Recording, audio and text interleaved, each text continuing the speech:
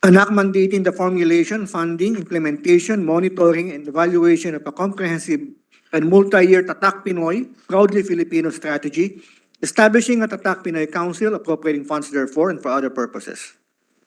Mr. President, to sponsor the measure, may we recognize the chairperson of the Committee on Finance, Senator Sonny Angara from the great province of Aurora, to deliver the sponsorship speech.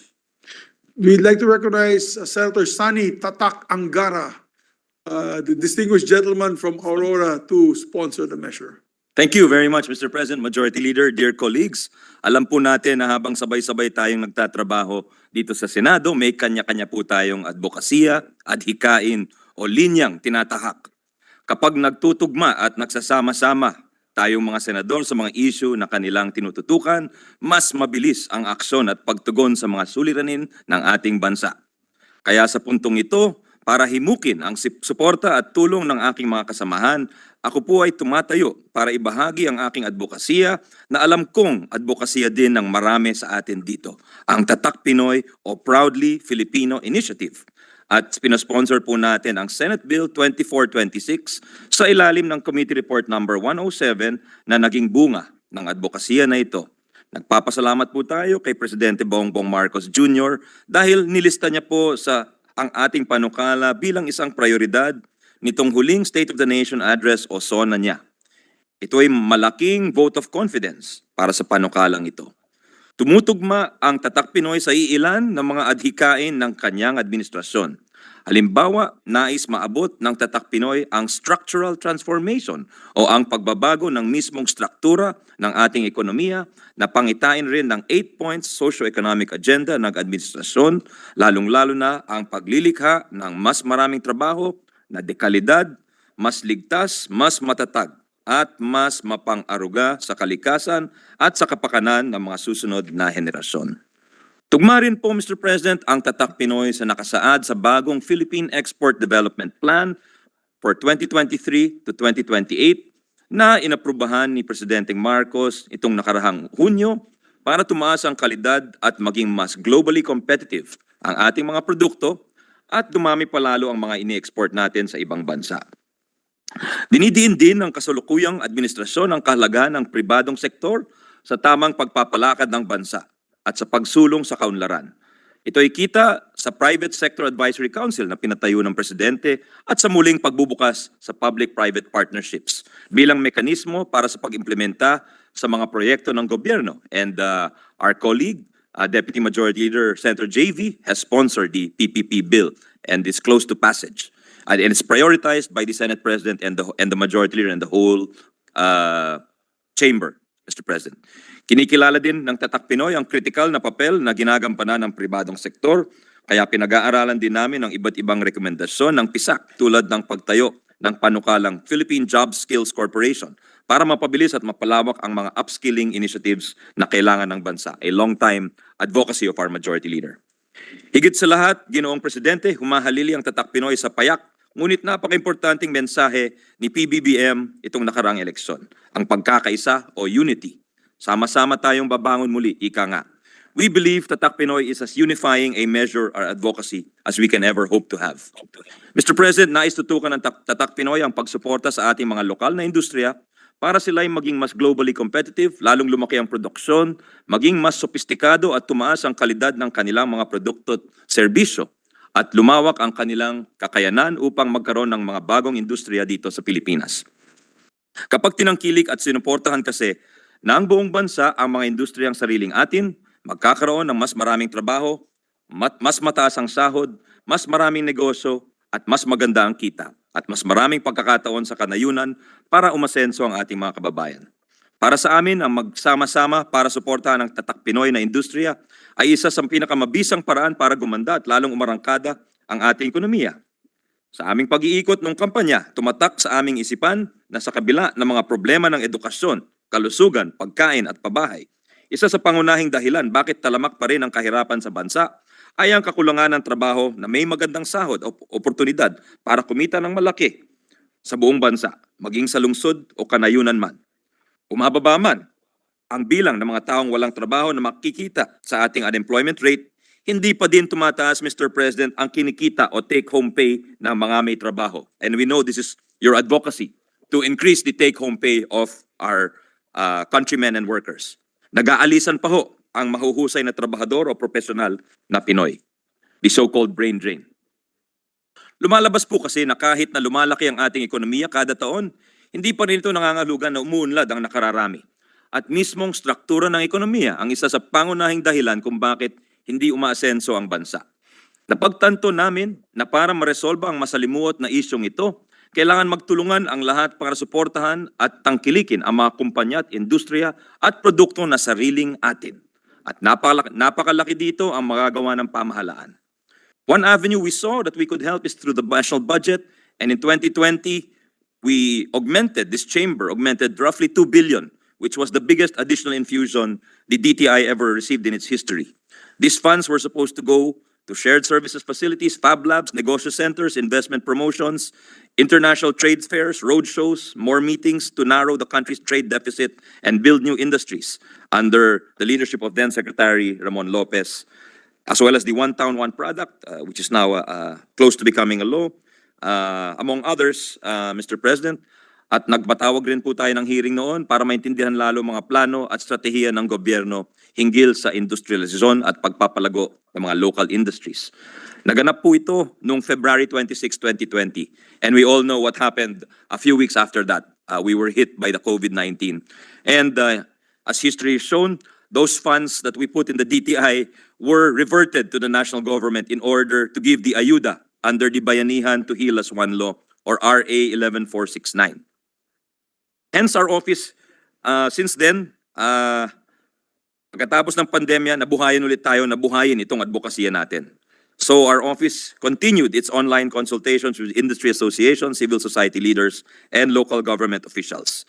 And through these consultations, we learned about the problems with raw materials and marketing of the Inabel weavers in Ilocos Sur, about the promise and constraints of mulberry tree growing and silkworm cultivation in Bacnotan, La Union, the potential of the pili nut to jumpstart a homegrown cosmetics and wellness industry in the Bicol region, or the challenges faced by electronics exporters in claiming their VAT refunds or complying with the effluent or wastewater standards of the DNR. We even took time to deliver an online lecture with some graduates of Stanford University. We also incorporated the broad objectives of Tatak Pinoy in many of our legislative interventions during the 18th Congress with the support of many of our colleagues. One was the Bayanihan to Recover as One Act, or Bayanihan 2, which focused on keeping our economy afloat through many provisions, the preference for locally manufactured PPEs, the provision of credit to MSMEs and corporations, the expansion of the SBC, or the Small Business Corporation, which you helped champion, Mr. President, the establishment of low-interest and flexible loan programs by Land Bank and DBP, assistance to tourism enterprises and workers, e-commerce, promotion, and support to the agricultural sector, among several others. And with the help of our Ways and Means Committee Chair, Pia Cayetano, we proposed several amendments to the CREATE Law, or RA 11534. The first was giving greater incentives for investors whose activities will generate new knowledge and intellectual property licensed in the Philippines through local R&D, and which lead to the commercialization of patents, industrial designs, copyrights, and utility models. The second was mandating the FIRB, or the Fiscal Incentives Review Board, to adopt policies for developing and expanding the domestic supply chain, to promote diversification and sophistication of products, and to cater to local market demand. The third was to mandate the SIPP, or the Strategic Investment Priority Plan, formulated by the BOI, or the Board of Investments, to include the President's approval, non-fiscal support for creating high-skilled jobs, growing a local pool of globally competitive MSMEs, expanding local supply, and reducing the dependence on imports. There are also relevant provisions in the GAA, or the General Appropriations Act, or the Budget Law of 2021, 2022, and 2023. Again, there is the domestic preference in government procurement, the direct purchase by the national and local government of agricultural products from local farmers and fisherfolk, aligned with the Sagip-Saka Act of former Senator Kiko Pangilinan.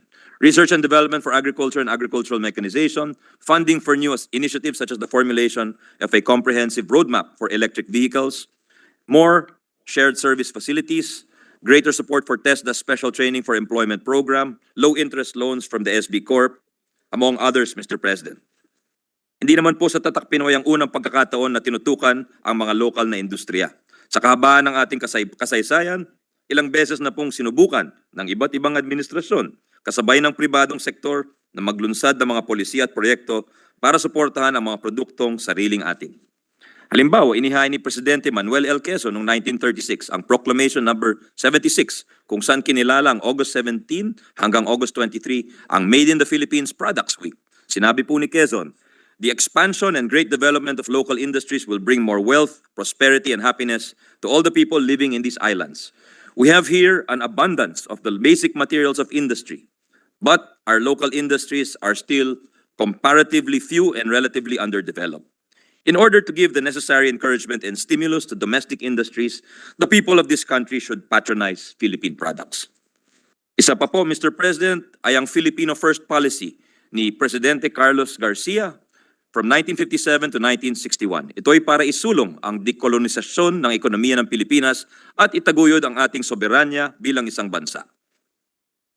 In certain respects, Tatak Pinoy echoes the Filipino First policy in its recognition of the important role Filipino industries play in the long-term economic development and prosperity of the country.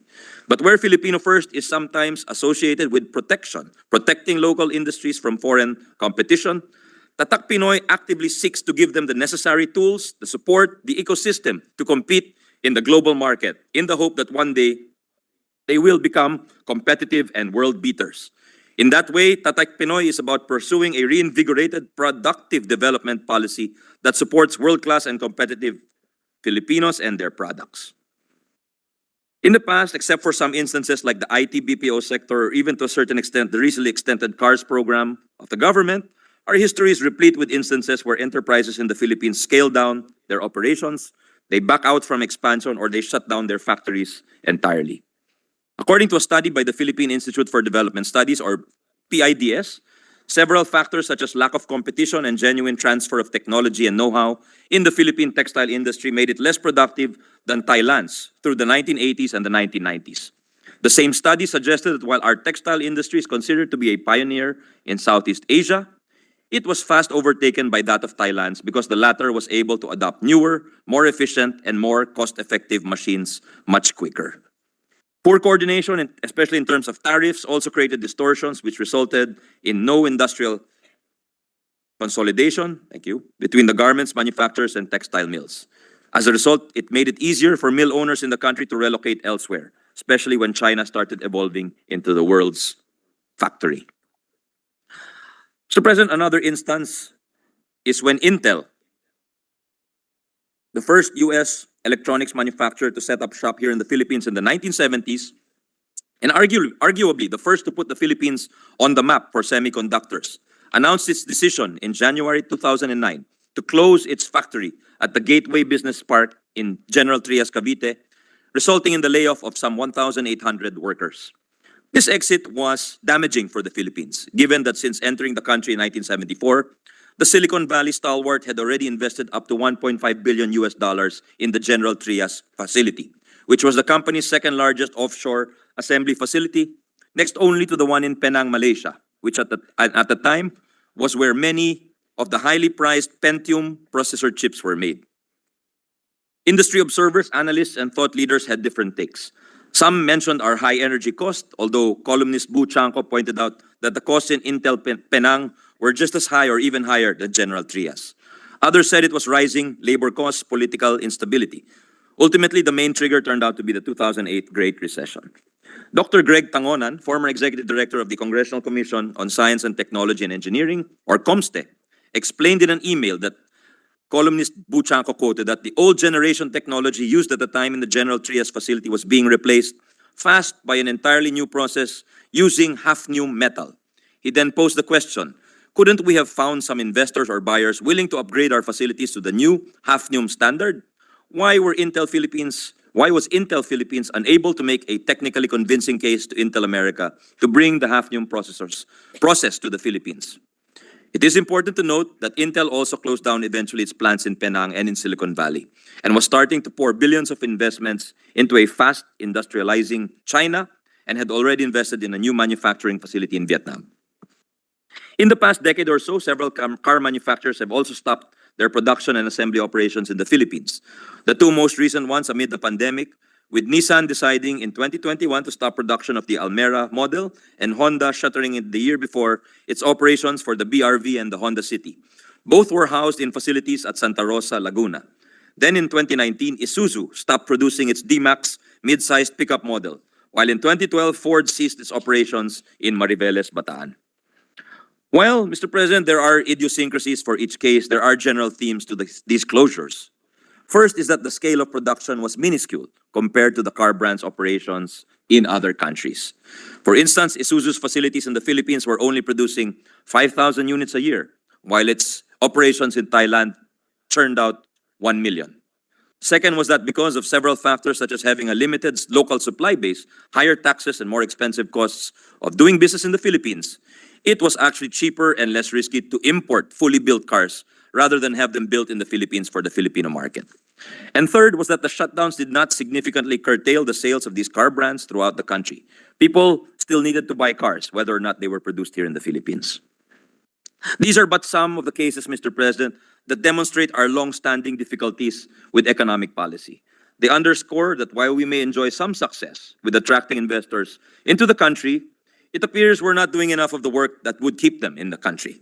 And given that the challenges were so multifaceted, overlapping, and far-reaching, clearly no single government agency could have resolved the issues by themselves quickly enough to keep these enterprises from shutting down and leaving the country.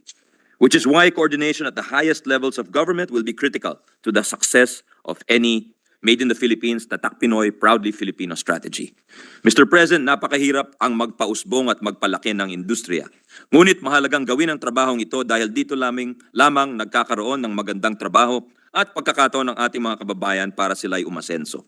Pero sa dami ng mga sektor na kailangan pag-aralan at tutukan at sa bilis ng pagbabago ng teknolohiya at komersyo, mahalagang magkaroon ng malinaw at mapapagkatiwalaan na pamamaraan para mapagdesisyonan kung alin nga ba ang dapat suportahan. Kaya natin isinusulong ang Tatak Pinoy ngayon ay dahil sa trabaho nila Dr. Ricardo Hausman ng Harvard University at Cesar Hidalgo na dating MIT at ngayon nasa University of Toulouse, France. Naniniwala kami na sa research ng dalawang profesor may malinaw na framework na magagamit para magsilbing sandigan para sa desisyon kung aling industriya nga dapat ang susuportahan natin bilang isang bansa. They published the Atlas of Economic Complexity at simple lang ang mga tanong ng mga profesor sa kanilang pag-aaral.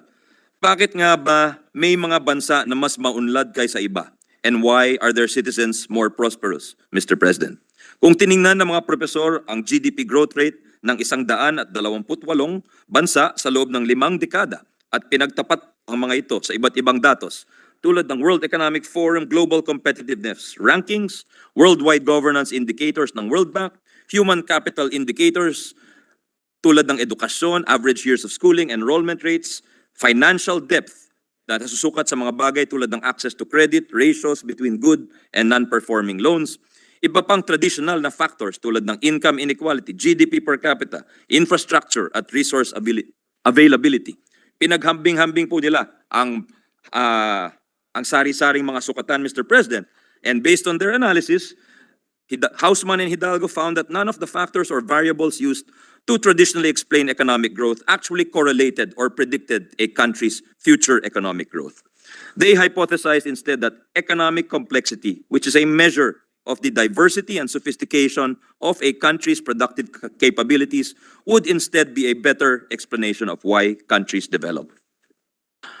The result was similar when it comes to analyzing education-related variables, where education factors such as enrollment rates and average years of schooling could explain up to 3% of the variance between growth rates of various countries between 1978 and 2008.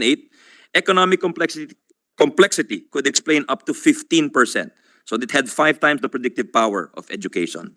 And these findings were similar when comparing against other economic indices. So one particularly useful aspect about these economic complexity index rankings was how they used big data analysis and creative visualizations to numerically calculate the economic complexity of any given country or economy. This enabled them to rank each country based on what has since been called the Economic Complexity Index, or ECI. To illustrate, according to the latest ECI of 2021, out of 131 countries,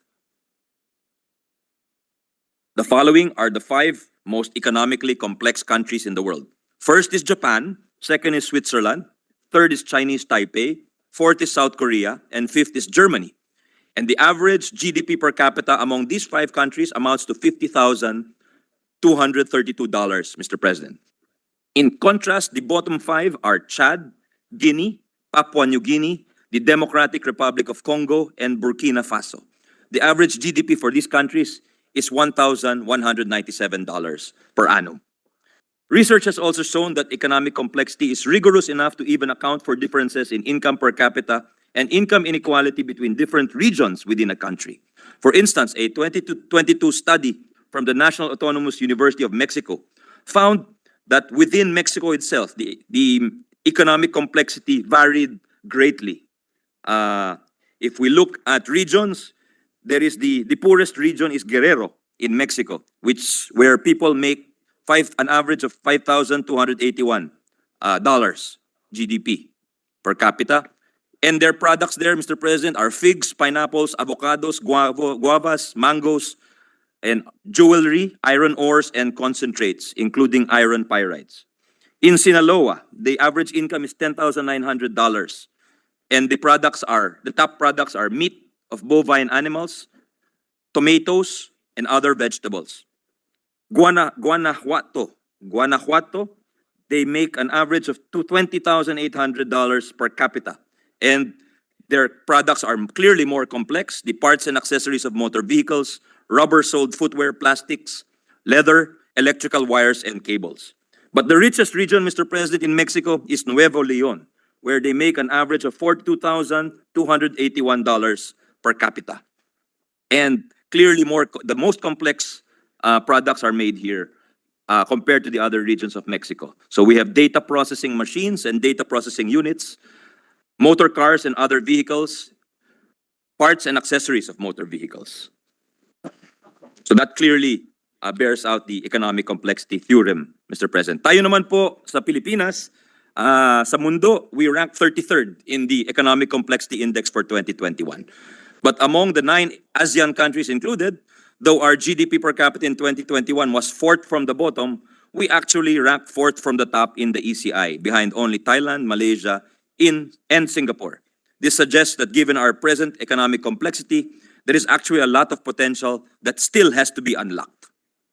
According to the Harvard Growth Lab, this is the institution headed by Dr. Hausman, the Philippines was among the biggest gainers in the world in terms of economic complexity, jumping 10 spots in the decade ending in 2021.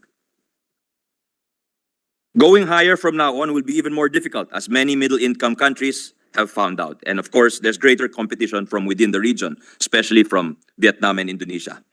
Nabighani po tayo sa pag-aaral nila Hausman at Hidalgo kasi kung mas natutukoy ang mga sanhi at salik ng kaunlaran ng mga bansa, mas maaasinta ang mga dapat gawin para lalong umusbong ang ekonomiya ng Pilipinas.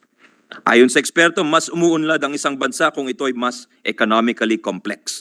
Masasabing economically complex ang isang bansa kung mas marami ang produktong ginagawa at mas sopistikado ang kakayanan at kaalaman nito sa paggawa ng mga produkto o paghain ng mga serbisyo. Sa madaling salita, mas maunlad ang isang bansa kung gumagawa at nag-export ito ng mga produkto na mas sopistikado at kakaunti lamang ng ibang bansa ang gumagawa. Must be uncommon or not ubiquitous, Mr. President. And of course, innovation, research and development is crucial to scaling up and to attaining greater sophistication. Para maabot po ito ng isang bansa, kailangan nitong suriin ng mabuti ang kakayanan ng kanyang ekonomiya at pag-aralan kung paano nga ba magagamit at maipagsasanib puwersa ang mga kakayanan na ito para makagawa ng iba pang mga produkto at makakamit ng mga bagong kakayanan. Kaya mahalagang i-target ang mga sopistikado o komplikadong produkto kasi sa ganitong paraan, nakakasangay ang kakayanan ng ekonomiya at nagsisimula ang tinatawag na virtuous cycle kung saan dumadami ang trabaho at patuloy na tumataas ang kita. Mas pinaliwanag ng mga profesor ito gamit ang konsepto ng person bites. Ang person bites raw ay tumutukoy sa dami ng kakayanang tao na kailangan para magawa ang isang produkto. Isang person bite lang raw ang napaloob para gumawa or mag-angkat ng saging, mangga, anumang produktong agricultural na hindi processed. At the other extreme, ang bagay na kailangan raw ng pinakamaraming person bites ay isang eroplano o Boeing 787, which Doesn't require several hundred or several thousand, but it requires several tens of thousands of person bites. Thus, you can see the job creating potential, Mr. President. So where a banana plantation basically needs good farmers to make good bananas, an aerospace manufacturing facility needs to have good engineers, good technicians, good welders, good industrial designers, good marketers, and good managers to make good airplanes. An MRI machine, for instance, Mr. President, takes several thousands of person bites. Ano po ang ibig sabihin ng lahat na ito para sa Pilipinas? Ilang punto ang aking naiisip. Una, kung dati pinagdidiinan na dapat mag-specialize tayo sa ilang bagay lamang, dapat pala tuloy-tuloy ang pagpapalawak ng kakayanan ng ating ekonomiya. Hindi tayo dapat makontento sa pag-export lamang ng mga saging sa China, ng tuna sa European Union, at ng mga chips sa US. The more we make, the more we export, the better for our countrymen. We must specialize and we must diversify. Pangalawa, hindi sapat na magagaling ang ating mga engineers, scientists, technicians, managers at workers. Dapat organisado sila. Dapat kompleto ang rekados para madali silang magsanib puwersa at magsama-sama para makagawa ng mga bagong produkto at serbisyo. Kung limitado ang interaksyon ng mga taong ito, limitado din ang magagawa ng kabuuang ekonomiya. Dito po pumapasok ang kahalagahan ng dekalidad na infrastruktura, ng murang kuryente, ng good governance, ng matatatag at epektibong institusyon, ng malinaw na regulasyon, ng ease of doing business, ng tumatakbong education at public healthcare system, komprehensibot, epektibong R&D or research and development ecosystem at marami pa pong iba. Pangatlo, kailangan may bumibili o demand para sa mga produkto at serbisyong ginagawa o hinahain ng ating ekonomiya. Gaano kasophistikado o kaganda ang ating mga produkto, kung hindi ito umaabot at binibili ng marami sa merkado, wala itong kontribusyon sa kaunlaran at kasaganahan ng ating ekonomiya. Kaya hindi lamang tayo dapat nakatutok sa pagpaparami ng mga produkto natin, dapat din natin pagandahin ang marketing at branding nila. Pangapat po, Mr. President, kailangan magsanib puwersa ang gobyerno at ang pribadong sektor. Hindi kakayanin kung magkanya-kanya po tayo. Neither the public nor the private sector can manage by themselves all the work that needs to be done. It used to be that the hard work of pursuing national development was the government's alone, but the private sector would just be focused on maximizing its profits.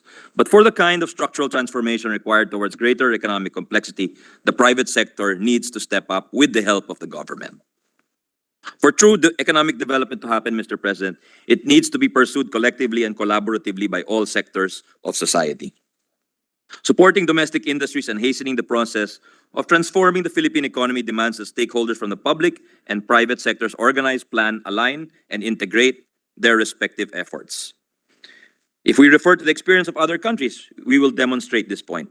If we talk about the South Korean beauty industry, in 2001, South Korea was the 25th most complex economy in the world, with an export basket worth $171 billion that leaned heavily on integrated circuits, computers, cars, passenger and cargo ships, and refined petroleum. At that time, South Korea exported only $95.9 million worth of beauty products. By 2011, that grew to $644 million. This is the year which marked the first time a Korean skincare brand, Dr. Jart, became available at Sephora stores across the United States. The so-called K-beauty industry was already established within South Korea at the time, but was relatively unknown in Western markets. Domestically, the industry was getting overcrowded and needed to branch out. At first, K-beauty brands received assistance from the Korean International Trade Association, or KITA, a private non-profit organization focused on helping SMEs with overseas market access. And to push the export component of the K-beauty industry further, the South Korean government encouraged brands to avail of tax breaks for export-only industries. Government funds were also available for legal fees for the protection of their brands overseas. And tourism authorities also included specific spas, beauty treatments, and skincare shops in the tour packages for foreign tourists. The biggest overseas marketing push for the K-beauty industry, however, came from the well-known Korean wave, or Hallyu, into global pop culture, which was also supported by the South Korean government. Most, if not all, K-pop bands and K-drama actors and actresses were also endorsers of K-beauty products. With all the cylinders firing, this economic engine pushed the K-beauty industry to such level that by 2021, South Korea exported $7.97 billion worth of beauty products, dollars, from the previous 10 years ago, just $644 million making it the world's third largest exporter of such products. So where previously the world turned to Paris, Milan, and New York when it came to style and beauty, today they are making trips to Seoul and to Myeongdong. Note, though, that the K-beauty industry wasn't the only recipient of such multi-sectoral support during this period. This whole-of-nation approach applied across industries and product lines, such that by 2021, South Korea became the world's fourth most economically complex economy, marking a jump of 21 ECI ranks within only 2 decades, Mr. President. If we look at the IT sector of Romania, we can see that interventions that help along economic complexity need not be huge, bombastic, or extensive.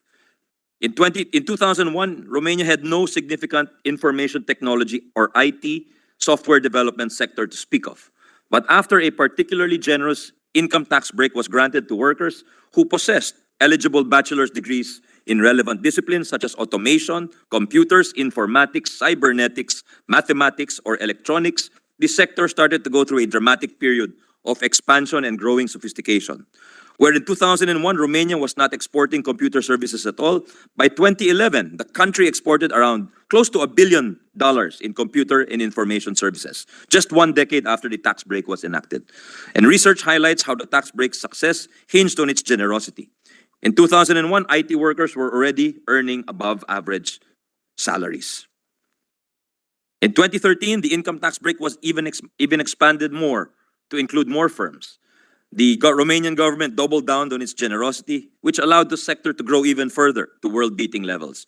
By 2018, Romanian software developer UiPath, I don't know if I'm pronouncing that correctly, Mr. President, which specialized in robotic process automation, or WePath or UiPath, became the country's first unicorn or billion-dollar company. In 2022, the company was valued at nearly $20 billion. In the same year, Romania's IT sector reportedly earned up to 9 billion euros in revenue, Mr. President. The expansion of Romania's IT sector couldn't have come at a better time given the trend of the servicification of heavy industries brought about by the Fourth Industrial Revolution. As the country's pool of programmers, technicians, and software developers grew, investments in heavy manufacturing industries picked up. Hence, were the top exports of Romania in 2001 were barley, refined petroleum, women's suits. In a few years, the country's export basket had shifted, had structurally transformed to motor vehicle parts, cars, insulated wire, among others. In 2001, the country ranked 45th in terms of economic complexity. 20 years later, it was 26th, Mr. President. Let us look not too far to our neighbor, Indonesia, which has long been recognized as having the biggest nickel ore deposits in the world, with an estimated 21 million tons, which roughly accounts for a little more than 1/5 or 22% of global reserves. Nickel mining activities started as early as the mid-1930s with initial operations under the Dutch mining firms. And by 1969, Indonesia was exporting raw nickel ore to Japan. This continued well into the 21st century until in 2009, under the presidency of Susilo Bambang Yudhoyono, a new mining law was enacted which outlined a future ban on the export of raw ores. It is explained that the avowed goal of the law was to jumpstart a minerals processing industry by forcing companies to smelt their ores domestically. This law was enacted during the mining boom, which was driven by the rapid industrialization of China between the 2000s and the early 2010s. But while Indonesia's massive exports of raw nickel ore were pumping in significant government revenue, concerns were growing that the country's finite resources were being shipped overseas too quickly and too cheaply, and that not enough Indonesians were feeling the economic benefits of the minerals boom. The ban came into place in January 2014, roughly 9 months before incumbent President Widodo won a landslide election. And President Joko Widodo decided to continue the policy. And the investments into the downstream industry started to trickle in. But the so-called mining boom had already ended and a growing trade deficit had begun into a yawning current account deficit. The relaxation of the ban in 2017 actually meant that it was only postponed to January 2020. This allowed more time for the downstream investments to come and for President Jokowi's administration to make known its intention of inserting Indonesia into the global supply chain for lithium-ion batteries. To date, there are now 15 smelters in Indonesia for the processing, where in 2016 it only had 2 smelters. In the 3 years since the ban was introduced, Indonesia has signed deals worth over $15 billion for electric battery production with multinationals such as Hyundai and LG. This resource nationalism with nickel appears to be paying off, considering that the 2 largest nickel-producing regions in Indonesia, namely North Maluku and Central Sulawesi, had recorded among the highest growth rates in the country, with their performance propping up the regional economy to grow by 16% in 2021 and by 22.9% in 2022. And the annual per capita income has also increased from 33 million Indonesian rupiahs, or roughly $2,100, to 40.1 million rupiahs, or roughly $2,600, and an additional rise to 3,500 in 2022. In the span of only 3 years, Mr. President, yearly per capita incomes had risen by roughly 62%. If we now go to Thailand, another neighbor, and there are reasons why there are for those wondering why there are so many Thai restaurants abroad, especially in the United States. In terms of absolute number, Mr. President, Mexican restaurants are more plentiful, given that there are over 36 million Mexican Americans. With 54,000 Mexican restaurants, this results in a population-to-restaurant ratio of 703 Mexican Americans for every 1 Mexican restaurant.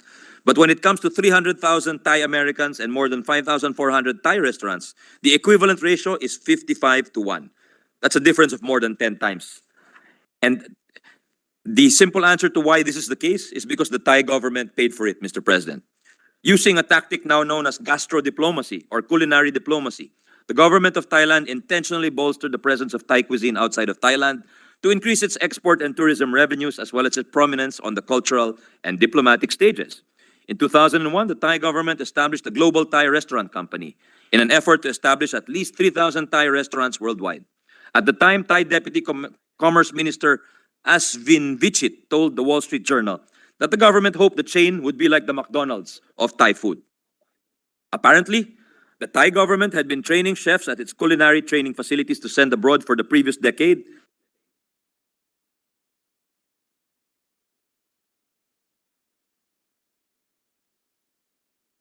Restaurants abroad. Some of the things they did was to draw up prototypes for 3 different master restaurants which investors could choose from: fast casual, mid-priced, and high-end. And their Department of Export Promotion also matched and set up meetings between Thais and foreign business people, and sent representatives from Thai cooking institutes abroad to train chefs at foreign restaurants. The Export-Import Bank of Thailand offered loans to Thai nationals hoping to open restaurants abroad. And the Ministry of Public Health published a book in 2002 called A Manual for Thai Chefs Going Abroad, which provided information about recruitment, training, and even the tastes of foreigners. The Thai government believed that the project would contribute to agriculture as well as to food exports, as well as its diplomacy and attracting foreign tourism, while also producing valuable foreign exchange. As a result, Thailand's cuisine has become a global phenomenon. And on top of that, the country's export of foodstuffs, vegetable products, processed and non-processed animal products, and their respective byproducts tripled a decade after the program started. In 2002, exports were at $11 billion. In 2012, they were at $33.7 billion, Mr. President. Impressive growth. This also contributed to the country's success in tourism, where they now have international tourist arrivals of 39.9 million, Your Honor. In the span of roughly 2 decades, tourist arrivals have nearly tripled to Thailand. Sa totoo lang, Ginoong Presidente, hindi tayo maubusan ng mapag-aralan na polisiya na ginawa ng ibang bansa para palakihin ang sarili nilang mga industriya. Tulad ng Costa Rica, na kasalukuyang number 2 exporter sa Latin America ng mga medical devices. O ang polisiya ng France pagdating sa alak o sa wine or champagne. Ang ginawa ng Switzerland parang maging kilala sila para sa mga relo, para sa mga tsokolate, among others. Ang ginawa ng Saudi Arabia para maging isa sa mga pinakamalaking exporter ng petrochemicals at mga tugboats. O kaya ang gawain ng UAE or United Arab Emirates para mag-diversify at hindi maging depende sa pag-export ng langis. Siyempre, sa kabila ng mga kwentong ito, meron din tayong mga piling halimbawa kung saan nagtagumpay ang mga Tatak Pinoy na produkto sa pandaigdigang merkado sa tulong at suporta ng gobyerno. Nandiyan po ang chocolates ng Davao at kasalukuyan ay nakakatanggap ng 56 na international awards. Malagos Chocolate, Teo and Filo, among others. Mahalagang punto, Mr. President, na bago sila naging tanyag at award-winning, sila ay naging mga benepisyaryo ng Small Enterprise Technology Upgrading Program ng DOST. Siyempre, nandiyan po ang IT BPO industry na sa loob ng nakaraang 15 taon ay naging haligi ng ating ekonomiya. Bukod sa mga fiscal incentives na natatanggap nila, nandiyan din po ang mga training vouchers mula sa TESDA na nag-increase nung panahon ng ating kasamahan na Majority Leader Sen. Joel para sa mga near hires upang mas marami ang matanggap para magtrabaho sa mga call centers and BPOs. Mr. President, we believe that through the Tatak Pinoy Bill we are sponsoring, we as a country will be able to add more to this list and achieve even more triumphs with more Tatak Pinoy products and services becoming well-known and sought out throughout the world. It is about institutionalizing a multi-sectoral, programmatic, evidence-based, and market-driven policy framework through which government agencies and the private sector work together towards empowering domestic enterprises, making them globally competitive, and assisting them to produce more sophisticated products, more exceptional world-class services, taking the unity, the whole-of-nation approach espoused by this administration. The crux of our proposal is to mandate all the relevant government agencies to work in tandem with the private sector and ensure that their individual efforts jive towards helping Filipino enterprises produce better products and offer world-class services, resulting in better jobs and income opportunities across the country. We propose a Tatak Pinoy Council to be in charge of formulating, funding, implementing, monitoring, evaluating, and continuously improving upon the country's Tatak Pinoy strategy. Some have suggested that perhaps it should be the president to chair this council, given its importance to the national economy. Of course, included are the DTI, the DA, the DBM, the DepEd, DNR, DICT, DOLE, the Department of Migrant Workers, DPWH, Science, DOST, DOT, TESDA, CHED, Philippine Statistics Authority, and representatives from the private sector, which are crucial. To support the work of the Council, a Tatak Pinoy Secretariat shall be established within the DTI to be headed by an executive director to be appointed by the President, and to be assisted by a technical and administrative staff and secretariat. The Tatak Pinoy strategy to be formulated by the Council shall be the country's action plan as a supplement to the Philippine Development Plan for incrementally and systematically expanding and diversifying the productive capabilities of domestic enterprises and hence of our economy as a whole. This Council will identify national priorities and strategic objectives that the country as a whole will pursue in the next 3 to 6 years, preferably within the full term of a president, and to list also target sectors and economic activities through a consultative process that will include existing public and private bodies like the Export Development Council, the MSME Council, and the National Innovation Council. In listing specific plans and programs, the strategy shall also be organized according to 5 pillars: human resources, infrastructure, technology and innovation, investments, and sound financial management. Each pillar shall be headed by a government agency to be determined by the Council and to include additional private sector representatives.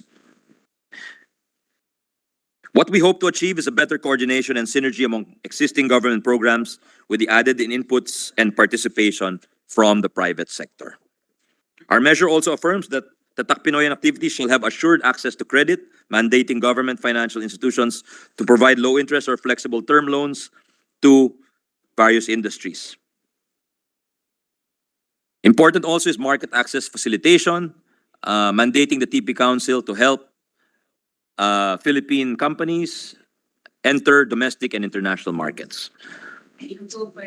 There's also language that mandates all government instrumentalities to give preference and priority to domestically produced and manufactured products, supplies, and materials with a specified or desired quality.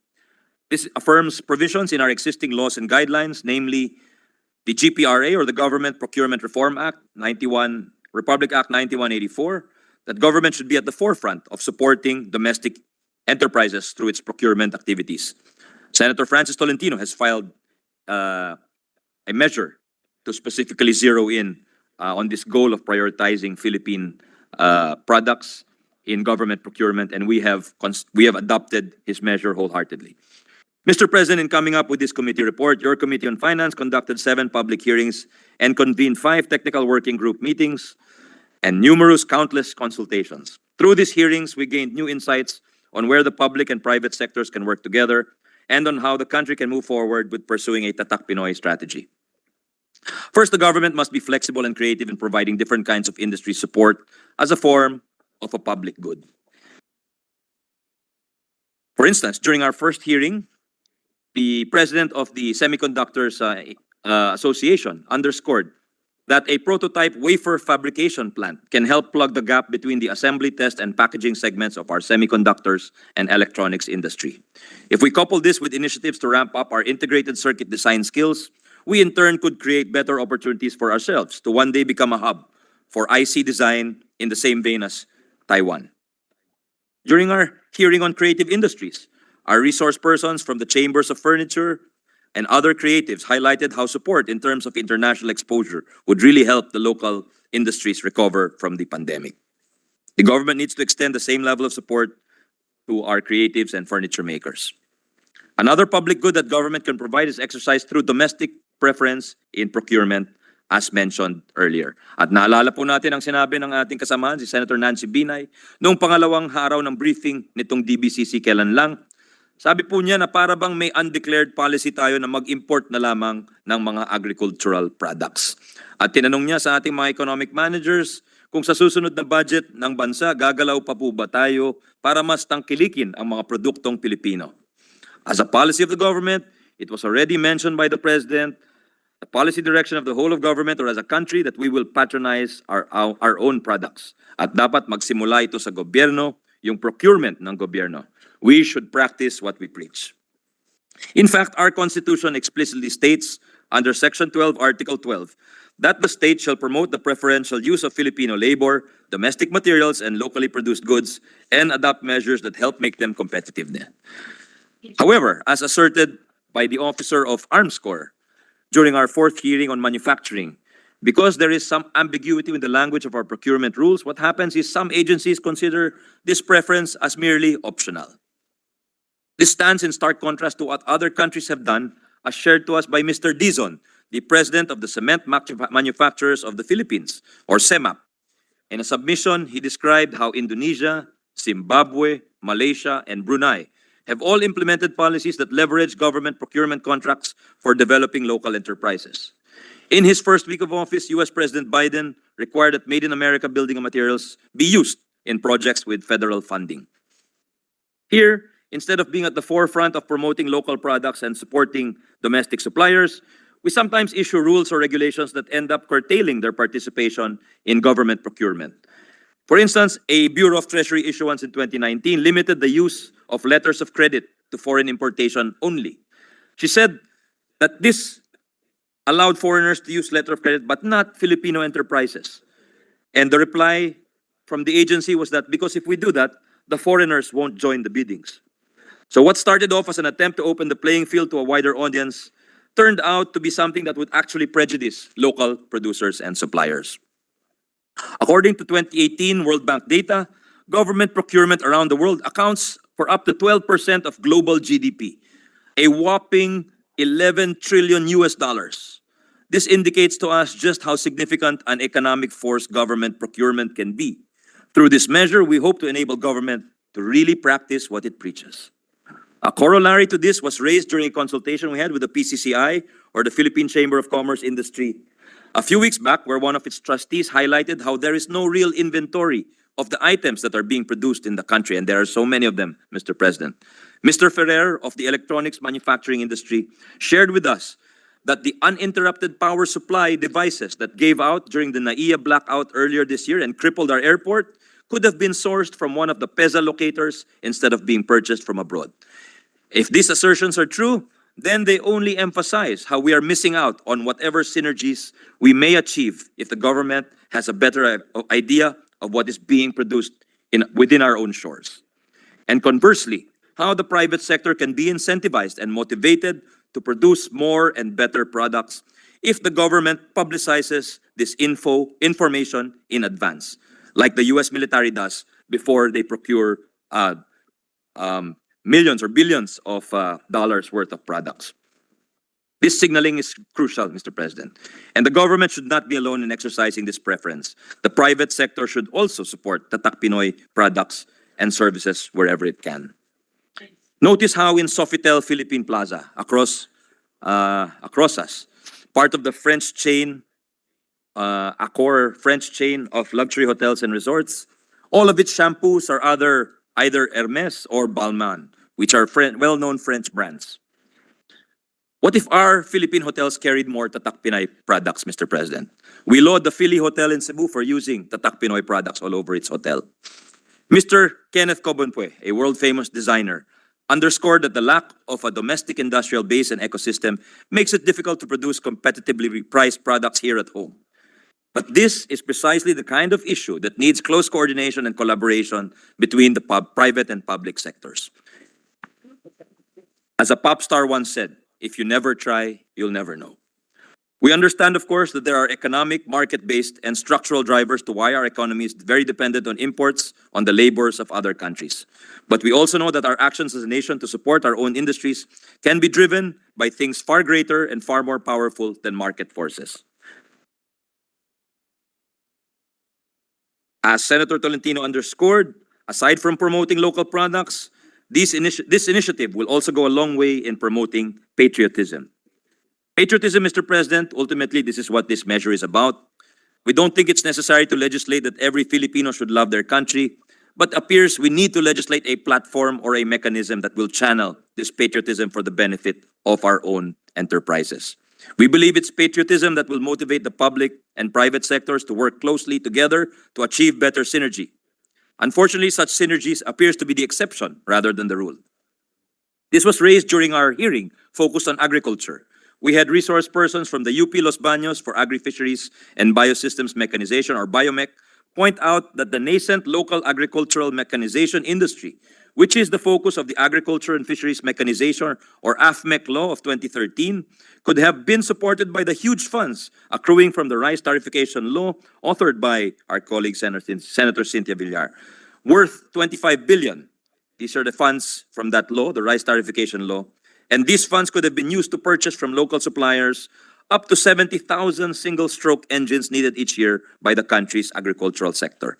Instead, most of the funds were used for importing farm equipment. Here was another missed opportunity for Tatak Pinoy Industries to shine. We're glad, however, that no less than NEDA Secretary Arsenio Balisacan sees the importance of better synergy and coordination between the government's different policies and private sector. We're showing a video of what he said during the DBCC briefings when we asked him about promoting local products. With your permission, Mr. President. With that perspective, Your Honor, as we see from how other countries and from our experience, what must be done and what we should focus on really is, number one, all efforts to raise productivity. That must be the basic concern. That we can, of course, get many more products, compete with those imported ones, and we can, provided that we can get those products cheaper, better quality, more competitive, and that's where the importance of, number one, research come in, the assistance to technology come in, and coordination. I think that's what we are missing in many yung coordination ng government and the private sector, so that that matching of and scale economies can happen. Because if there is no such coordination, lalo na sa atin napakahirap yung coordination because of our geography, no, and the poor infrastructure. And so nangyayari, instead of may scale economies tayo sa production, sa agriculture, for example, kung sana yung, all these production areas are near the port, and so you can have, but that's not the case for us. We are an archipelagic country, so we are more challenged than countries like Thailand or Vietnam. Thank you, Mr. President. So this issue of poor harmonization between government policies comes up perpetually, and we need to address this through, at least in part, through this measure. And we also learned during our hearing on human resources that the brain drain can be transformed into a brain gain, but we need significant reforms. We learned that long-standing issues of our education system being taken up in EDCOM, chaired by Senator Win. One of the resource persons told us how TESDA's training regulations are not updated fast enough to reflect current industry trends. For instance, a resource person from Toyota School of Technology and who had worked extensively abroad shared how some candidates are still studying and training on 30-year-old engines and technologies that are no longer being used in workshops globally just to comply with the accreditation needs of that agency. Inevitably, the issue about our countrymen leaving and causing brain drain came up. We have long argued that without parallel efforts on strengthening our local industries and ensuring the availability of high-paying jobs, our work on improving our education system actually results in us educating our people for migration. Nung siya umupo sa isa sa mga pagdinig natin, malinaw ang pagdiin ni Senator Raffy Tulfo, ang chairman ng Committee on Migrant Workers at Energy, na ang kalagahan ng Tatak Pinoy para hindi na kailangan lumisan ang ating mga kababayan bilang OFW para lang maitaguyod nila ang kanilang mga minamahal sa buhay. Sa pagsuporta niya, sabi niya, sigurado ako na ang pagsasatupad ng batas na ito ay susuportahan ng maraming pamilyang Pilipino na naghahanap ng paraan upang magkaroon ng permanenteng pagkakakitain. We also asked the experts if there could be an unintended benefit or consequence to the Filipino diaspora or brain drain. And no less than our Executive Director of the EDCOM, chaired by Sen Win, Executive Director KM Yi, shared how Hong Kong and Singapore actively recruited their diaspora to come home and be leaders of their universities, and how returning nationals can be a form of technology transfer, given their exposure and training to highly sophisticated ways of doing things. In fact, this overseas talent pool is what the Balik Scientist program of the DOST seeks to leverage, which this chamber passed some years back. When it comes to other industries or professions, there are some roadblocks. Some in the professional regulations requirements, which are rather protectionist in nature. Executive Director Yi shared that they are currently studying a measure that will allow state universities and colleges to hire dual citizens because currently they are barred from doing so. We had a resource person from the Department of Migrant Workers, or DMW, Director Aguilar, shared how Filipinos who have gained significant experience as safety engineers and safety supervisors across building and construction sites in the Middle East cannot even practice their profession here at home because they do not have the necessary licenses to practice. Kailangan daw nilang dumaan sa basic training on occupational safety and health sa Pilipinas, parang binabaliwala na lang yung mga pinaghirapan nila, yung mga natutunan nila sa ibang bansa. Here is his passionate intervention, with your permission, Mr. President, dear colleagues, during one of our hearings. Please proceed. This is a very good bill that is music to the ears of the migrant workers. Para sa amin, ako isang OFW, I've been an OFW for 30 years. The director in one of the bureau of the and this is one of the things that we are really waiting, no?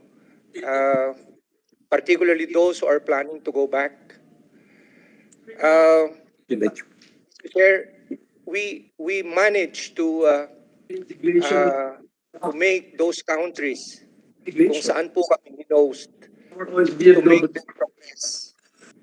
So, bakit kailangan Alam po na kami, pagkatapos naming paunlarin sila, hindi namin mapaunlad yung sariling bansa namin. The safety engineers, practicing safety engineers, supervising safety engineers in most of the construction sites in the Middle East.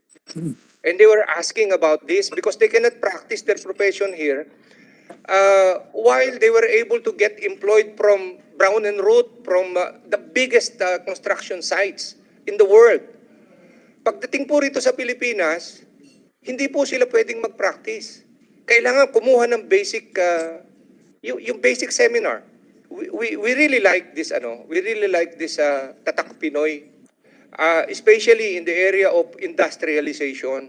And I don't think naman na hindi magtatagumpay ito, Mr. Chair, for as long as there are people like you and other participants here na willing to help in this. Yun pong sinasabing brain drain. Actually, it's a brain gain. You know, yun pong technology, where I came, The Saudis bought it for $8 million US, just the know-how. Ito po, nag-gain namin libre because we work there. And we can bring it here for free. Unfortunately, wala pong platform eh. Okay? My colleagues, we even modified the plant.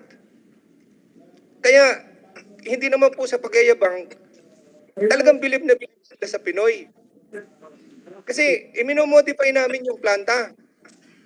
So, ang ibig ko pong sabihin dito, hindi po ito brain drain. Brain gain po ito. The only thing is we have to harness the full potential ng mga Pilipinos po na kapag na-expose sa labas. Like for example, magugulat ka. The biggest desalination plant in the whole world, SWCC in Saudi Arabia. Tingnan niyo po sino nagpapatakbo niyan hanggang ngayon. Sino mga nag-design niyan? Pinoy.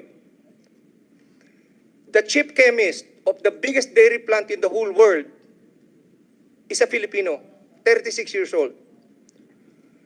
Meaning, kaya ko po sinasabi ito, we make other countries progress. Nalagay pa sila sa Guinness Book of World Records. And yet, pag bumalik po dito yan, hindi natin alam kung nasaan. So, Mr. Chair, with this, kami po sa migrant sector, umaasa kami na ito po ay talagang magte-take off at ito siguro po yung hinihintay na sagot ng maraming OFWs na nasa labas na gusto rin naming tumulong pagkatapos naming magsilbi ron sa labas. Last thing, Mr. Chair, kung siguro po nababasa ninyo yung NEOM, the NEOM project, this is a $1 trillion project of Saudi Arabia. Yun pong the line. A lot of our engineers and architects are engaged over there. It's a full technical it's powered by AI. It's a city. And certainly, a lot of our people will be exposed there. At yun po, pwedeng pakinabangan dito sa Pilipinas through the Tatak Pinoy. So, ang sinasabi ko po, ito po yung mga possibilities na po pwedeng makinabang ang Pilipinas na sa ngayon po ang nakikinabang yung ibang bansa. Thank you, Mr. President. Begging indulgence of our colleagues, I just have a few more pages left. Failure to address the lack of portability of experience and training translates quickly to a significant missed opportunity for the country. Nakakapanghinayang, Mr. President, tulad ng sinabi ni Director Aguilar, pagkatapos nilang paunlarin ng ibang bansa pag-uwi ng OFWs natin, hindi man lang sila magamit o hindi magamit ang kanilang natutunan. Throughout the hearings, we realized that Tatak Pinoy is more about more than just the products and services we want to make more sophisticated and more globally competitive. It's also about eliciting pride and hope from our people and empowering ourselves as a nation to present a new or previously unknown side of ourselves, to project both hard and soft power and our culture and talent to the rest of the world. During our hearing with the creatives, we wondered why the two biggest agency budgets going to education and infrastructure, despite these two biggest budgets, no attempts have been made to infuse our school buildings and government offices with Filipino design elements, as the great Bobby Manyosa, architect Bobby Manyosa once attempted. So we have asked the Design Center of the Philippines to talk with the United Architects to perhaps develop a more Filipino vocabulary or vernacular for architecture and our public structures, Mr. President. As one of our resource persons said, when you go to Bangkok, you know it is Bangkok. When you go to Thailand, you know it is Thailand. And when you go to Japan, you know it is Japan. But when you come to the Philippines, do you know it is the Philippines? Not really, because there is that sense of lack of awareness of who we are, and we do a certain blandness and we aim for a certain blandness and homogeneous, maybe unintentionally, Mr. President. And as another resource person said, we must start answering these questions because before we can sell ourselves outside, we have to be convinced of who we are and what we are. As Chef JP Anglo emphasized, nahihiya po tayo. We are not coming out of our shells. Our shells, we are not as proud, we are not as bold. We believe Tatak Pinoy could very well be the launch pad for us as a nation to come out of our shells and embrace our identity. With the hashtag Filipino Food Forward, our battle cry for this could very well be Filipino Forward. And in no way should that mean erasing the richness and diversity of our culture and heritage. As Mr. Banyares, the artistic director of the Iloilo Festival Foundation said, national identity must embrace the roots and the roots, R-O-U-T-E-S and R-O-O-T-S, of the Filipino through the years, across the region and around the globe. And important here is embracing what is local. This means decentralizing and democratizing identity.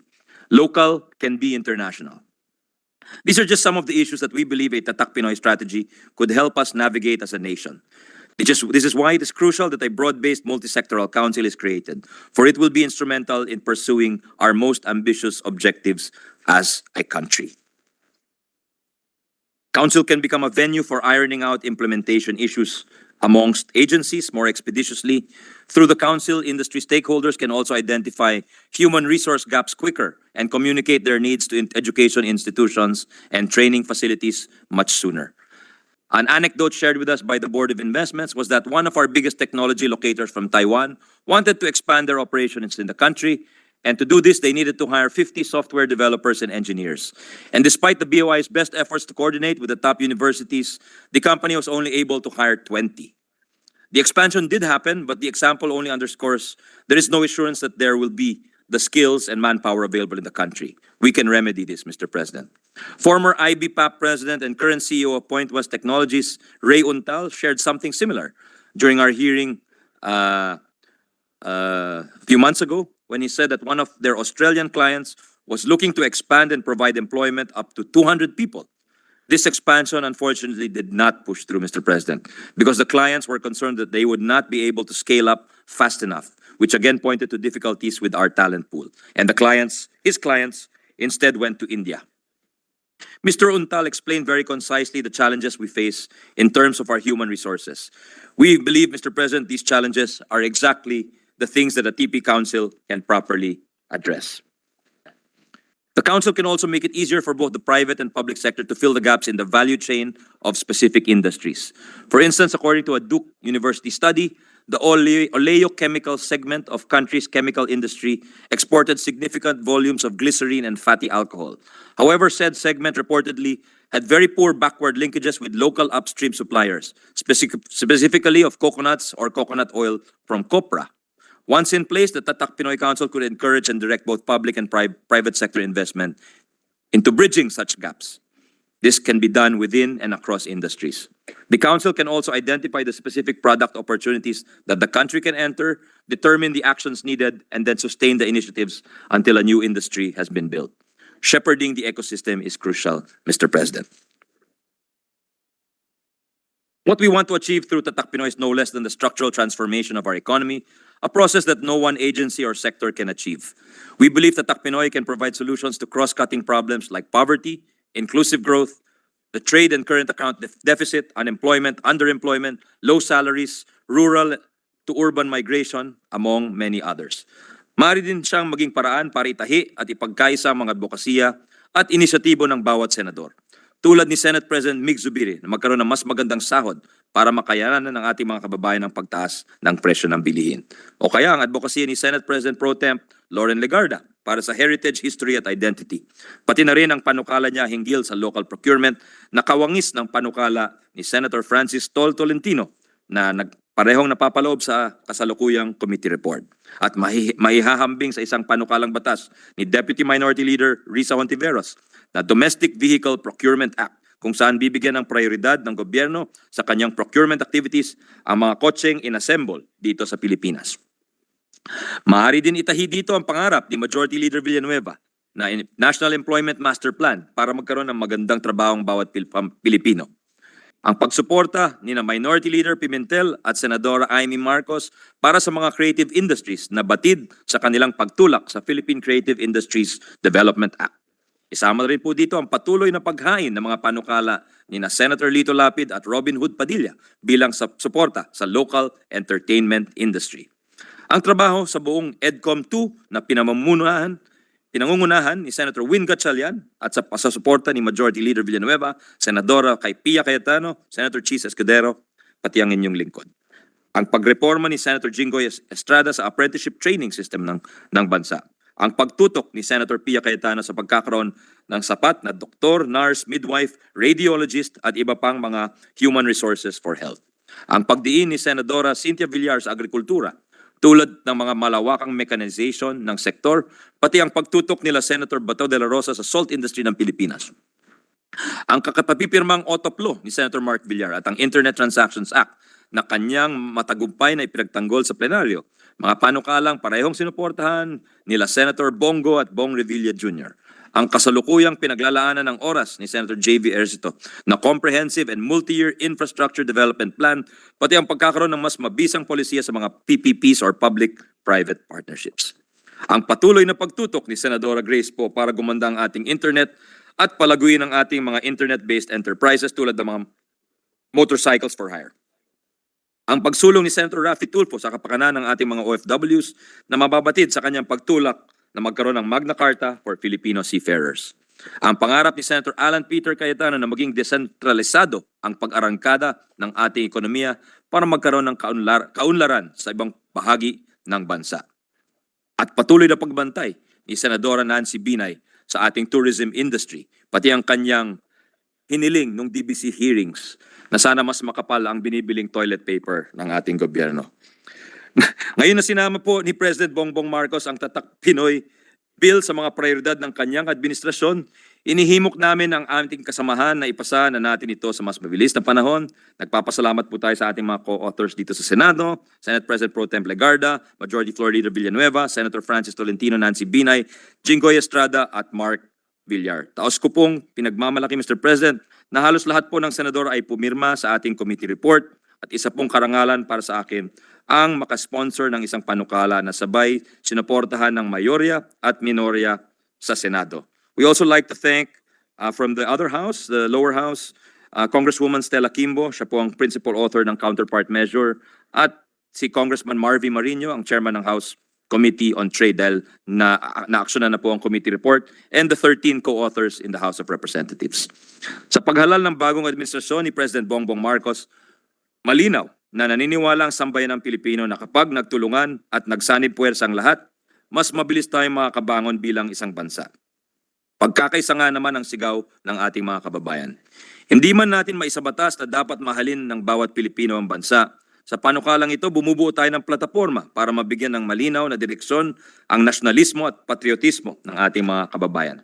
This is but the first and necessary step towards greater prosperity for our countrymen. Many, many more must follow, Mr. President. Isinulong po natin ang Tatak Pinoy ngayon kasi kung meron man tayong dapat sama-samang sinusuportahan, ito po ang mga industriya at kumpanya na sariling atin, ang mga magaganda at dekalidad na produkto at serbisyo na bunga ng angking galing, talento at pagiging malikhain ng ating mga kababayan. Magkaisa po tayo para sa mga produktong Pilipino, mga industriyang Pilipino. Mabuhay po ang Pilipinas. Maraming salamat, Mr. President, and dear colleagues, I beg your indulgence for a rather long speech.